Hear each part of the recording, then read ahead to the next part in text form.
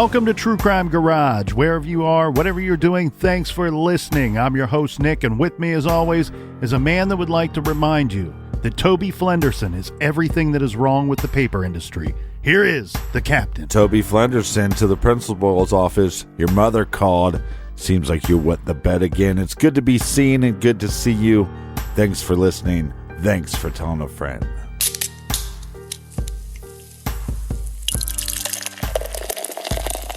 Today we are still in love with Hazy Jane New England style IPA from the master brewers over at BrewDoggy. This bad boy is a full tilt fruit IPA machine and 7.2% ABV because we're men. And alcoholics. Best part, it's low in bitterness, high on haze, and heavy on hops. Garage grade 4.25 bottle caps out of 5. And here's a cheers to some of our garage friends that are high on haze. First up, we like the cut of your jib goes out to Jennifer in Peterborough, Ontario, Canada. And a big shout out to Santos in Plano, Texas. A big cheers to J-Rob in Los Angeles. And a big we like your jib to Robin and Maddie in Nashville, Georgia. Next, here's a cheers to Girl Spit in Tacoma. And last but certainly not least, we have a cheers to longtime listener Laura Moonstruck from Hidden Valley Lake. Is that where they make the ranch dressing? So a big Ron Swanson please and thank you goes out to everyone who contributed to the beer fund or bought a shirt or any of our other fabulous items from our garage sale at truecrimegarage.com. And we're restocking the store, so check out truecrimegarage.com. Go to the store page and get you some. That's enough of the business. All right, everybody gather around, grab a chair, grab a beer. Let's talk some true crime.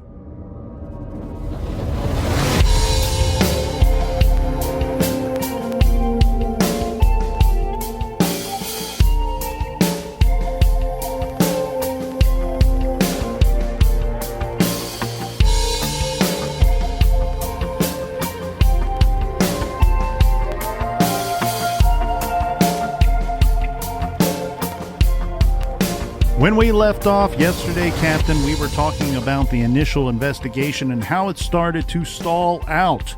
Now, that was 20 years ago, almost to the day that Jennifer Medernach was found dead in the Long Branch Creek. Over the years, there has been several efforts to reinvigorate the investigation and kind of kickstart this thing one more time. In 2006, we have playing cards that were released. In 2006, a deck of playing cards featuring cold cases was released. The Two of Diamonds was Jennifer's card. Her photo, general case information, and where to report any information that you may have were all on Jennifer's card. Tips did come in, but sadly the tips generated from this tactic so far in the Jennifer Medernach case led nowhere. In 2013, the case got a little movement. This was in May of 2013 when the Clay County deputies and the FDLE, the Florida Department of Law Enforcement, searched a home at 200 McLeland Road for possible evidence relating to Jennifer's murder. It's not clear whether this was pursuant to a tip that they received or what in fact led the investigators to this property, but we do know that it was searched. The home was about 2 miles away from where Jennifer's body was eventually found. From my understanding, Captain, the short version of the result of this search was that nothing was located in the home related to the case. Well, what's interesting in this case is when Jennifer went missing from her home, we have a lot of eyewitnesses around the park that saw her. So we have this knife handle. That is a piece of evidence that the police can go around and say, does anybody in this tight-knit community, they're all like really close together, has anybody ever seen this knife before? Yeah, because they have the handle for it. They are referring to it as a unique item. It doesn't look to me to be particularly expensive, but that doesn't mean that it's particularly common. Right. So you're right. This is a like a gold color, brass color, metal looking handle that they could at least go around with a picture of asking, is this something that you've seen before? This is not a small item, right? This is not the kind of knife that you're putting in your pocket and walking around with. This is kind of picture Rambo, right? Survival knife type situation where this is going to be, I don't want to say a foot in length from the butt to the point, but it's going to be a rather decent size item here. In December of 2013, the Clay County dive teams decided that they were going to combine a training exercise with an additional search effort for more evidence in the stream where Jennifer was found. So they ended up using sophisticated underwater metal detectors that could penetrate the 2 feet of silt that lay at the bottom of the water. They were looking for the knife blade, of course, and any other potential evidence in Jennifer's case. They did not find the knife blade.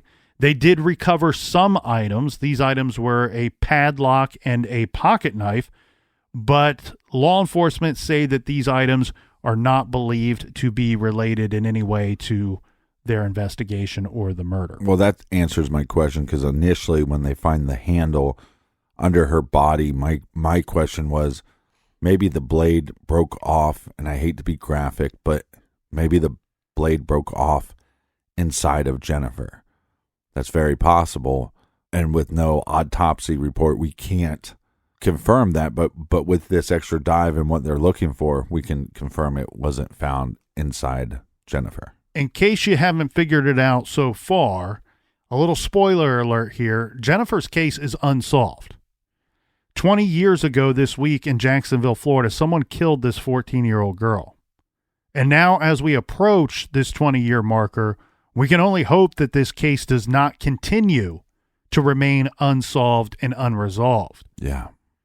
Maybe we can turn up the heat a little bit on someone. Yeah, get hot in the hot tub. Because I hope that the person responsible knows that there are plenty of people on this case that are not going to give up. Law enforcement has told us that this case is solvable and will be solved. So let's take a quick look-see at some suspects who are either being considered or were considered at one time in this case. Now, my thoughts are, Captain, that basically we have what I believe would be our two highest of probabilities here. Right. Basically two choices for who killed Jennifer or where we're going to find this individual or individuals. Either someone in the trailer park attacked and killed this still naive and vulnerable teen, possibly even grooming her or after grooming her, or someone outside of the trailer park, maybe even a stranger, was responsible here. So we have to consider the possibility, however remote it may be, that Jennifer fell victim to an opportunistic killer. If she left Woodland Estates and walked off on her own... Yeah, and we have the report of her being seen leaving Woodland Estates. Then anyone could have killed her. I mean, perhaps she accepted a ride from a stranger wanting to head to downtown Jacksonville, or got talked into going somewhere or getting into the vehicle. Well, a piece of evidence that we have that I'd like to know more about, and I think is really kind of the crux of this case, is this possible engagement ring. Mm-hmm. Because to me, if it is a possible engagement ring, or even a promise ring, or just a gift in a romantic gesture, or someone trying to woo her, to me that leans more towards the idea that Jennifer knew her murderer intimately. Yes, knew her murderer, and I mean, even if how brief, we cannot say. Right, but again, it could be so simple that she found this on the ground, or that she, when she was couch surfing, that she maybe stole some items, and that's something that law enforcement can figure out pretty easy, figure out who she was staying with. But again, we have that problem because some people aren't stating that, oh, well, yeah, she slept on my couch, because I'm an adult man and I don't even want to admit to that. But they could go around and say, who did she stay with? Is there any items missing? And again, this is just like the knife handle. Mm-hmm. This is an item that you can now go around to the community and say, have you seen this before? So two things. I couldn't find a definitive statement of anyone saying anywhere that this ring is something that appeared on her after she left her mom's house. But I have to believe that it is, with the way that it's worded and stated in some of these reports. But what is not also readily available, and if anyone can find this out there and can confirm that it is from Jennifer's case, this is a call to action for sending this to us or posting a link of the picture on our blog at truecrimegarage.com. Exactly what the captain just said. We have a nice visual, a picture of the knife handle that was found, the murder weapon handle that was found. We don't have a nice visual or picture of this quote unquote engagement ring. And you're exactly right, Captain. This is something that you could be taking around. What we don't have, we talk about maybe she could have stolen it from someone or someone gave it to her for reasons that are not evil deeds at all. But we don't have anybody coming forward saying, yes, I gave that to her, or, oh, I did see her briefly and I'm missing some jewelry and that's a piece that I'm missing. Right. And look, it could also be just one of our friends going, oh, she ran away from home. She's going through a hard time. I'm going to steal this from my parents. And maybe those people have nothing to do with her murder, but you could see why they wouldn't want to come forward. Especially, I guess, but I don't know why you wouldn't want to help in a situation where you're not guilty of anything. No, I understand that. And a 14-year-old was murdered. No, I understand that. But I also think that if maybe some time passed, I could see an individual with maybe has a bad history just going, I don't want to. Look, we've seen a lot of cold cases where a couple years go by and nothing is moving. And the law enforcement gets a little string and they keep pulling and pulling, even if they're going in the wrong direction. They just keep, because they feel on some level we have to blame this on somebody. So I could see somebody, maybe realizing a couple years after the fact, oh, that ring is somehow related to us. And I don't want to come forward because I don't want to be possibly thrown under the bus. And where my mind goes is when you have this ring that's on her person, found on her person. Mind you, she's not clothed when found, so there's not a lot of items found with her or on her at the time. When you find her murdered and this item on her, and this is something she didn't have in her possession to anyone's knowledge before she, quote, went missing, then this is important to her murder. This item is part of the murder investigation until you can explain it away and rule it out as not being anything to do with the murder. Now, what we have here when we review the possibilities of a killer known to the victim or a killer unknown to the victim, we do have to consider the fact that she was 14 years old and could be called a runaway if you want to. And sometimes, 14-year-old runaways get ideas that are not founded in rational thinking. And there was one suspected serial killer who was looked at in Jennifer's case. And so we do have to at least explore the idea, and we know that law enforcement explored the idea that there was a possibility that maybe she did leave the mobile home park and got into somebody's vehicle. So the suspect that I'm talking about has never been entirely ruled out in this case. So News 4 Jacksonville reported 1 year after Jennifer's murder the following, that the Clay County Sheriff's Office has confirmed to Channel 4 at that time that they were looking at Richard Avanitz as a possible suspect in the murder of 14-year-old Jennifer Medernach earlier this year. So who is this Richard Avanitz? He is an individual that abducted a 15-year-old girl in South Carolina in June of 2002. He raped her and physically abused her in other ways, but she managed to escape. And then she goes to police.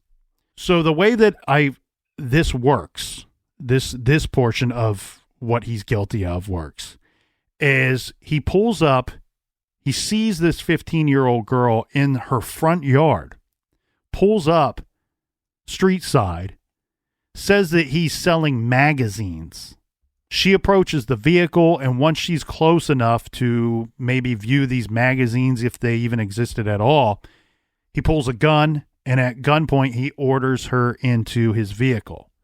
From there, he takes her back to his apartment, where she's restrained and assaulted. This is like the twisted psychological torture stuff that some of these guys really get off on.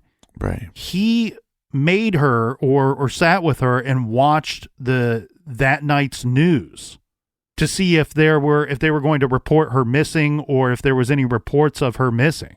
She says that he goes into the other room. She's handcuffed, but at some point he falls asleep and she can hear him snoring. So she knows that he's asleep. This is when she manages to get out of the handcuffs, flee the apartment, and go off and get some help. Well, she's able to tell the police the apartment where she was kept, even though just briefly for, some hours. So they know who this dude is, and he must have got up, discovered rather quickly that she's gone. He decides he takes off. So police are out on the lookout for this dude. They put an APB out for Ivanitz. He's then spotted sometime later in Sarasota, Florida, where police tracked him down. There was an armed standoff that ensued, which ended when Ivanitz shot himself in the head. The Navy Times wrote a great piece about this incident. One portion of it reads as follows, quote, trapped by a half dozen cops with guns drawn on a dark Florida highway, as a police dog's teeth sank into his ankle, Richard Mark Ivanitz put the muzzle of a .45 caliber handgun in his mouth and pulled the trigger, end quote. Well, this guy was a giant piece of shit. But if you look up Richard, he looks like the dad next door. We see this from time to time where we bring up a serial killer and you Google search him and you go, that guy looks like a monster. That guy is nothing behind those eyes. Now, what's interesting about a lot of Richard's pictures is remember when we talked about we talked to that one private investigator and she talked about just the black eyes. It's like everything about him looks normal, but it's almost like he has these really like dark, dead, nothing eyes. People often say when they encounter one of these individuals that there seems to be nothing behind the eyes. Yeah. Isn't that kind of a trait of like a psychopath where you feel like they're constantly looking through you and not at you? Well, his death did not conclude the investigation into him personally, right? Since now it was evident that he was a predator and a child rapist. The Navy Times goes on to say the single gunshot brought a quick death to the 38-year-old Navy veteran, but only started the questions of what he did in his life. So the FBI requested that anyone who knew Ivanitz during his time in the Navy to please contact the FBI. Per the Jacksonville 4 news station that we quoted earlier, Clay and Duval counties were just two of 20 police agencies that were examining unsolved crimes from the times that Ivanitz was in or known to be in their areas. In the 80s and early 1990s, Ivanitz was a Navy sonar technician. He was stationed aboard the SS Kolsch from 1985 to 1989 out of Naval Station Mayport in Jacksonville, Florida. So he's familiar with this area. In 1987, in what is now known to be his first offense, let's underline that, first known offense. Right. It's believed that we do not know the full extent of this man's crimes or possibly even his murders. So in this 1987 offense, he drove up to a young girl and started, this is disgusting. He drove up to a young girl and started masturbating near her. She ran off crying, and a neighbor wrote down the license plate number before Ivanitz drove away. After he was caught, he pled no contest to a felony of lewd and lascivious conduct in front of a minor. Per the Navy Times, according to a police report from the 1987 arrest, Ivanitz told investigators that he had a habit of driving around, spotting a young girl, preferably a brunette, catching her attention, and then masturbating. For this incredibly disgusting hobby, Ivanitz got 3 years probation. At this same time, he was separately undergoing treatment for drug and alcohol addiction. Now, none of this was apparently enough to get him kicked out of the Navy, which Navy officials later admitted it should have.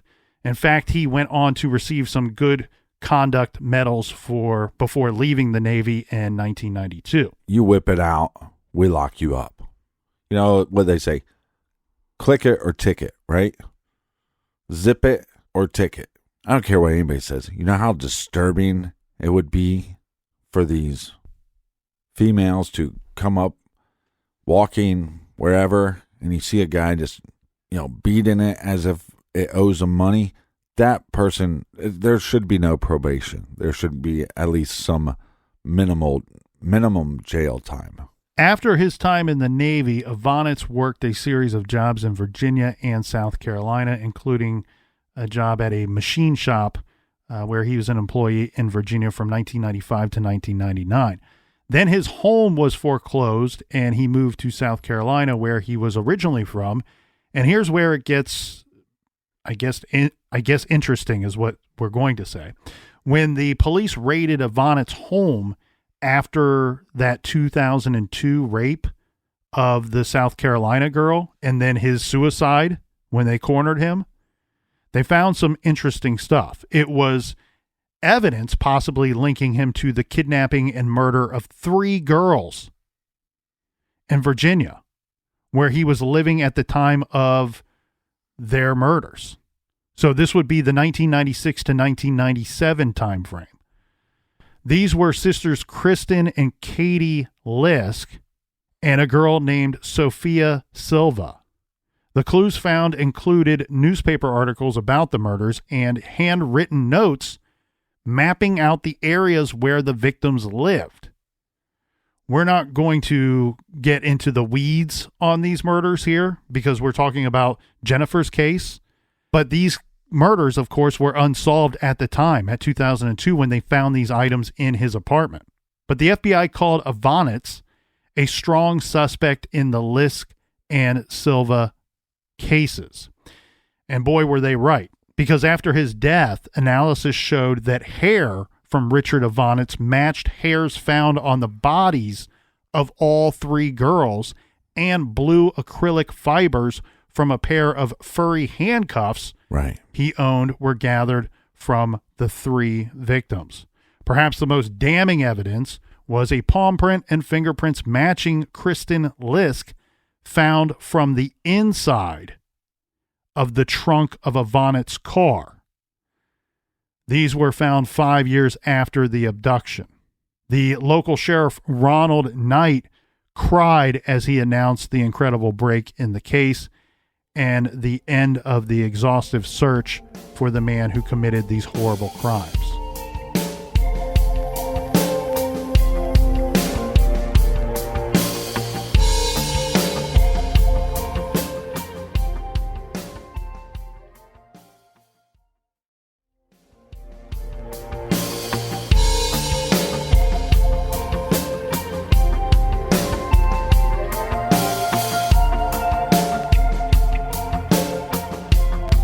All right, we are back.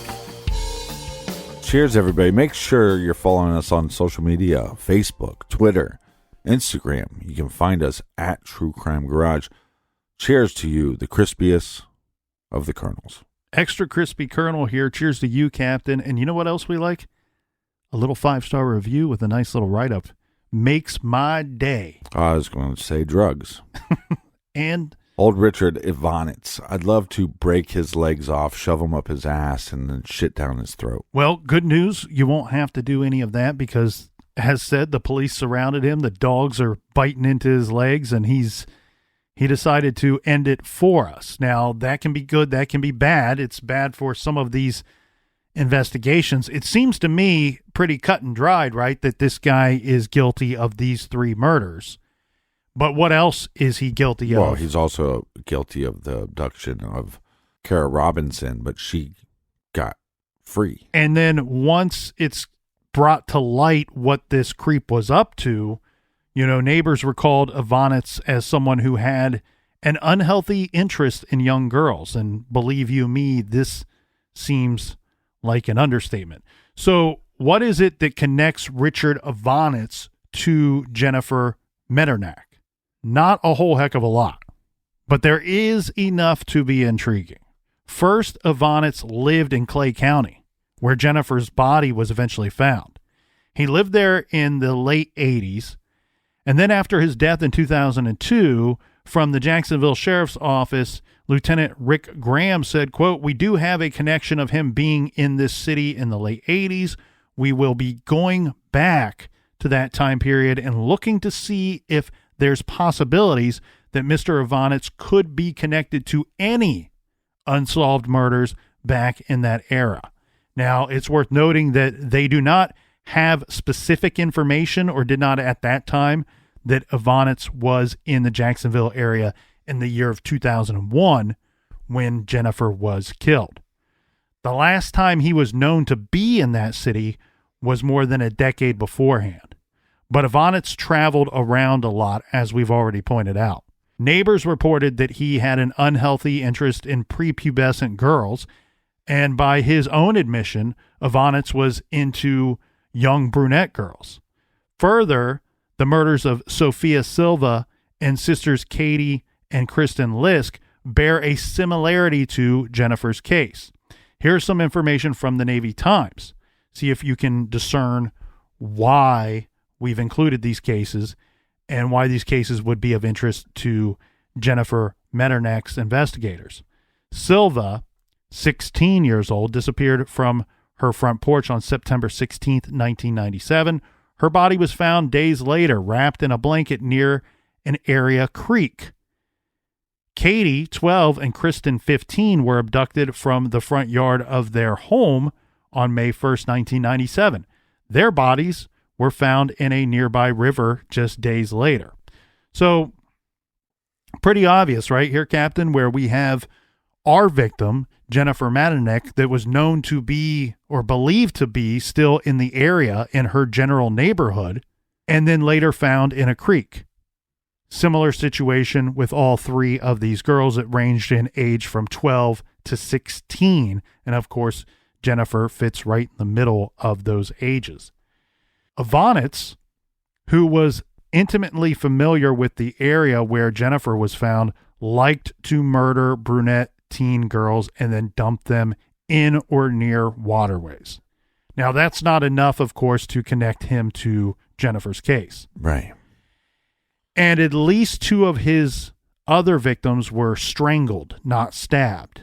But we do know from the abduction that he was also known to use a gun. So he's not wedded to the use of just one type of weapon. Right. And because these could be crimes of opportunity, so it could just be whatever he has on him at the time. Both of these crimes, the three murders together, they do appear to me to be crimes of opportunity. And we have his own admission to police saying that he would drive around looking for girls. Well, let me throw out one thing that might just seem very obvious.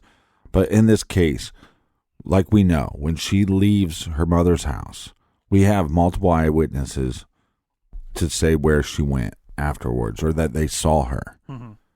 And we believe them because the story checks out. Mm-hmm. So to me, the idea that she left the park, because we have eyewitness accounts of this, to me, this is information that we should believe because the other eyewitness accounts were correct. She was seen leaving the park. The interesting thing to me here, Captain, is we don't know the details of this, but we do have the statement from police that she was at a party, right? And so several of these eyewitnesses could have been at this same party. And I want to know exactly when this party took place, right? Because is she there at this party talking to her peers and kind of filling them in on her whereabouts or what she's been up to since she's left mommy's house, right? Yeah. So these would be statements that they're later able to pass along to the sheriff's department. And as you pointed out, they're probably backed up by other witnesses' statements. Right. If Ivanitz did kill Jennifer, long story short, he took that secret with him to his grave. But I think what we should do here is circle back to our other idea, that someone closer to home, someone that likely knew Jennifer, even no matter how brief, and the killer could have been someone that she possibly trusted. So let's look at what evidence we have that the killer was someone who resided or spent time in Woodland Estates. The original investigator on the case, remember this is a 20-year-old case here, was Lieutenant Jim Redmond, who was a seasoned, dedicated law enforcement officer. He said publicly after the murder that he believed that Jennifer's killer was, quote, from the area. He told the Times-Union and went on to say, quote, the fact of the matter is she didn't run away from her community. It was more of an issue of frequent curfew violations. We believe she was still right in the community where she lived. This case will get solved right in that area where she lived, end quote. So clearly, police were looking at someone close to home. But like you said, almost to the day, this is a 20-year-old case. Mm-hmm. And when you have a case that's gone on that long, you have peaks and valleys. When you get new information, maybe you then reach out to the public, try to get people talking, and then you have lulls where just nothing, new information is not coming in, you're not getting any tips. It's hard to work the case in those scenarios. But through the whole time, we believe law enforcement had some suspects that they were always working on. Yeah, and it looks to me, Captain, like Clay County has about 5 unsolved homicides in this time span. So they have a good success rate when it comes to solving similar types of crimes and similar types of cases. And what you're going to see here is, even though they're not announcing everything publicly, there seems to have been a lot that was going on behind the scenes in this particular case. And we catch a little wind of that from a statement from 2015. This was Lieutenant Wayne McKinney of Clay County Sheriff's Office, who supervised its robbery/homicide/special victims division. He said, we actually had some suspects over the years that we have talked to. We've had some persons of interest that we've definitely been interested in. Who was he talking about? Well, detectives believe and still believe that Jennifer was killed by someone from Woodland Estates. Cold case detective Rob Schoonover kind of backs up a lot of this thought here, who he told us, as intriguing as the Richard Ivanitz lead seems, we got to go back to the very beginning, and that investigators were convinced very early on that Jennifer was killed by someone from her neighborhood. And he said that they were able to gather credible information regarding specific individuals at the mobile home park. So here's what I was able to piece together here, Captain, in this regard. We know that Jennifer was hanging around the Woodland Estates. Well, she was very unwisely hanging around with the wrong crowd. And this is per her mother's statements, per law enforcement's statements as well. Now, we figured out that there was a large party scene in Woodland Estates, and as we stated earlier, it was pretty shady. There was one home in particular where impressionable young people, this is both boys and girls, teenagers, this includes underage kids, who were Jennifer's peers, where they went to hang out. And this was to drink, possibly do drugs, and maybe even have all sorts of sexual liaisons. The home was toward the front of the park and was occupied by 2 guys in their early 20s. Either they had a liking for young girls or couldn't manage to pick up women of their own age, and they're housing these underage parties frequently in their trailer. A little birdie has told us that Jennifer was involved with one of them, and the relationship did involve drugs and sex. It's possible that she was groomed by these guys or one of the guys in particular giving her drugs or tempting her with drugs. Maybe one of these guys gave her that ring that was found later, maybe even promised that he loved her in some way. Through police interviews with people in the trailer park, they learned that several other guys may have had some type of romantic exchange with Jennifer. Now, mind you, we shouldn't have to point this out, but this is a 14-year-old girl, so these guys are all essentially pedophiles. Anyway, investigators gathered that Jennifer had been hanging out at this sketchy party home in the time that she was, quote, missing. Now, through secondhand statements, we learned that witnesses said that they saw Jennifer, and she was last seen getting into a pickup truck owned by one of these guys. This on Wednesday. Remember, her body was found on Thursday. Right. So witnesses seen Jennifer getting into a pickup truck owned by one of these guys on Wednesday and leaving Woodland Estates in the company of the two party guys from the mobile home. On Thursday, her body was found. These two predators, the last people known to have been seen with Jennifer, our victim, are Gregory Allen Giffen and David Michael Getz. These names have never been released publicly before that we know of. Now, even though investigators knew that Getz and Giffen were their guys, when they brought them in for questioning, they ran into some trouble here. What we have is that Giffen gives a sworn statement that he was present when Jennifer was murdered by his friend David Michael Getz. But then he retracted this statement and then kept flip-flopping on his story. And the state's attorney decided that given the unreliability of this discredited statement against Getz, even though authorities believe Giffen and Getz are in fact responsible for Jennifer's murder, there was not enough to proceed with charges at that time. So one piece of shit says, hey, this other piece of shit, he's responsible. And then when they come back, he says, oh, no, I changed my mind. The old waffling, the old flip-flopping. Yes, but we've also seen people be interrogated and throw somebody under the bus that is innocent.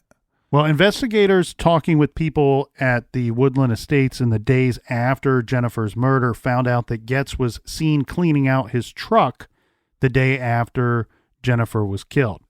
He washed it down and cleaned out the inside, potentially eradicating possible evidence. And Jennifer's clothes, her clothing was never found, and neither was the knife blade.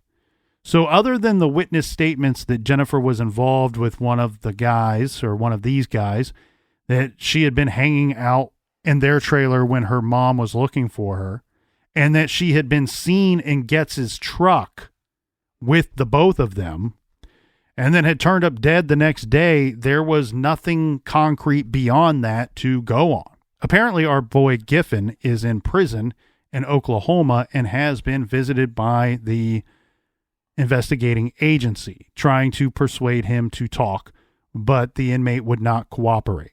Giffen and Getz have never been charged with Jennifer's murder. Well, maybe somebody from this park knows that one of these turd bags owned the knife or possibly owned this ring that they gave to Jennifer.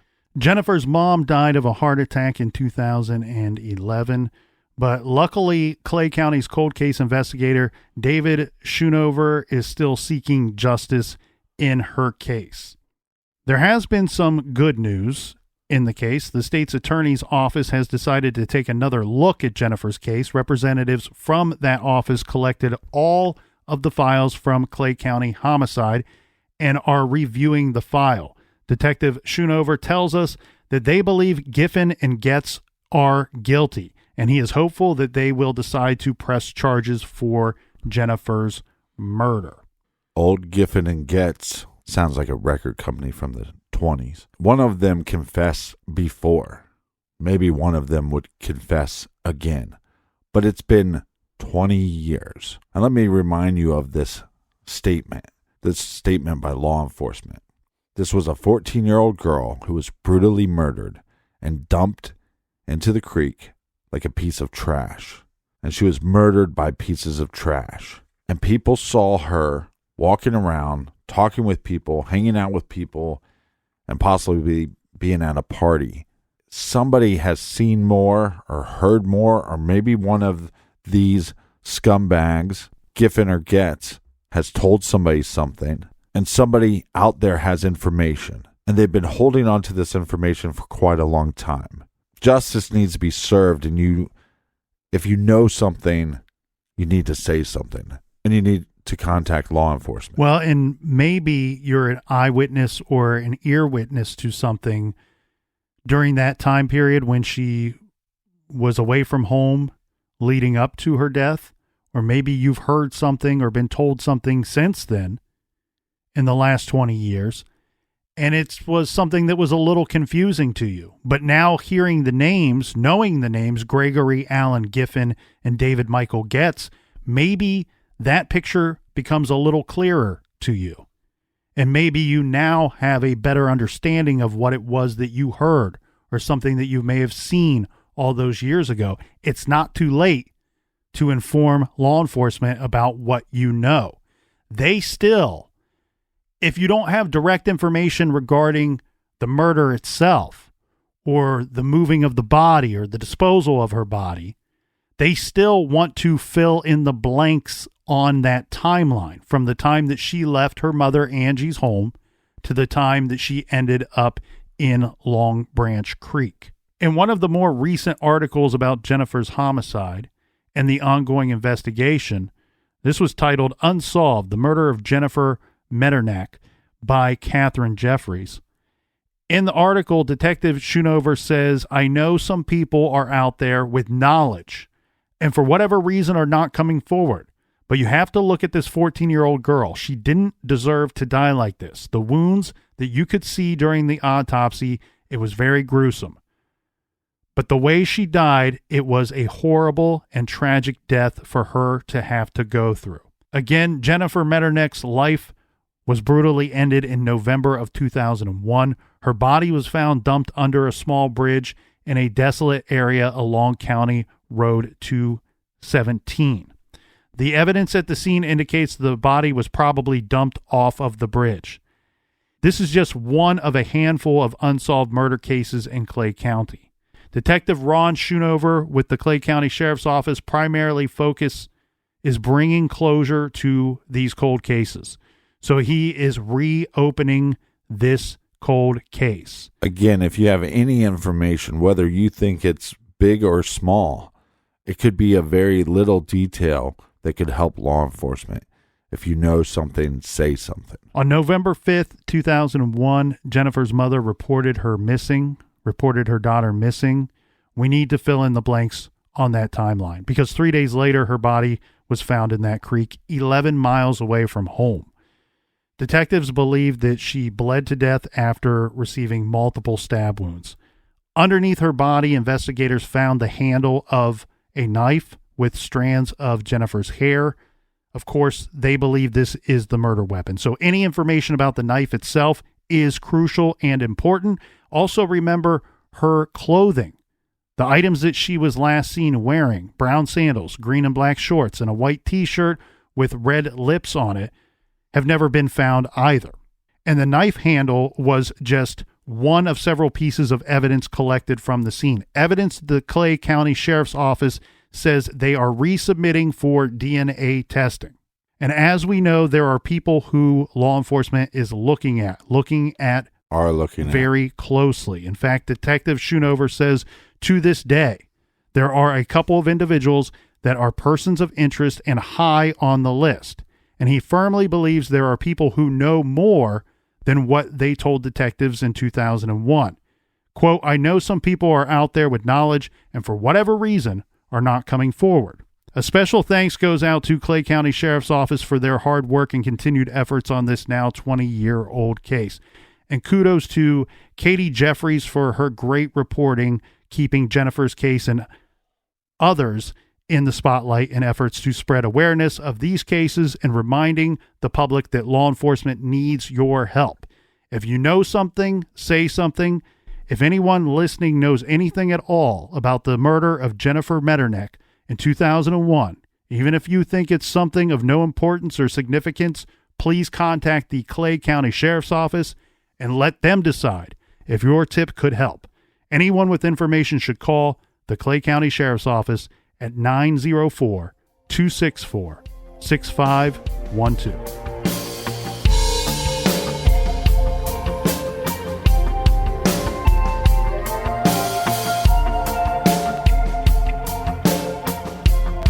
Thank you so much for joining us here in the garage and keeping this little garage show afloat. We would be nothing if it weren't for you. Colonel, do we have any recommended reading for this week? This week we are recommending Amy, My Search for Her Killer by a longtime friend of the show, James Renner. Last week, 32 years ago, was the day that Amy Mahalovic was abducted from Bay Village, Ohio. I want to give a shout out and high praise to everybody that participated in the Walk for Amy last week. Check out James Renner's book, Amy, My Search for Her Killer. You can also find our case coverage for the Amy Mahalovic case on episodes 22, 308, 309, 345, 346, and episode 463. So we've been covering this case for the past 5 years. Check out that recommendation and many others on truecrimegarage.com. And until next week, be good, be kind, and don't litter.